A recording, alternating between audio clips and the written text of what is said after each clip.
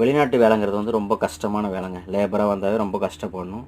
இது எல்லாருக்கும் தெரிஞ்ச விஷயம். இருந்தாலும் இளைஞர்கள் வந்து இன்னமும் வந்து ஏமாந்துக்கிட்டு தான் இருக்காங்க. அதேமாரி வந்து பார்த்தீங்கன்னா, இப்போ வந்து இந்த ஏஜென்சி வேலையில வந்து இந்த கான்டாக்ட் பண்ணி பேசுறது வந்து பார்த்தீங்கன்னா, விளம்பரங்கள் பண்ணுறதுக்கு வந்து விமன்ஸ் யூஸ் பண்றாங்க. நெறைய தாய்மார்கள் தான் வந்து, "அண்ணா இதுமாரி வேலை இருக்கு, தம்பி இதுமாரி வேலை இருக்கு, இங்க இப்படி இருக்கு, இங்க இப்படின்னு" சொல்லுவாங்க. யாரோ ஒரு சொல்ற விஷயத்த அவங்க சொல்லுவாங்களே தவிர, அவங்க வந்து வெளிநாட்டுக்கு பார்த்தது கிடையாது.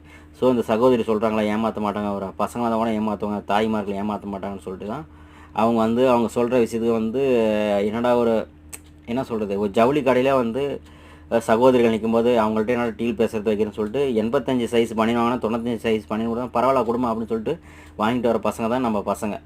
அதேமாரி தான் வெளிநாட்டு வேலைகளுக்கும் வந்து பார்த்தீங்கன்னா, இப்போ விமன்ஸ் கான்டாக்ட் பண்ணி பேசும்போது அவங்கள்ட்ட என்னடா பேசுறேன்னு சொல்லிட்டு, சரிங்க சகோதரி அப்படின்னு சொல்லிட்டு வந்துடுறாங்க. ஆனா வந்து பார்த்தா இங்க ரொம்ப கஷ்டமான வேலையா இருக்கு. முடிஞ்ச அளவுக்கு நல்ல விஷயங்கள அவேர்னஸ் பண்ணுங்க. கொஞ்சம் கடினமான வேலைனா கடினமான வேலைன்னு ஓப்பனா சொல்லுங்க.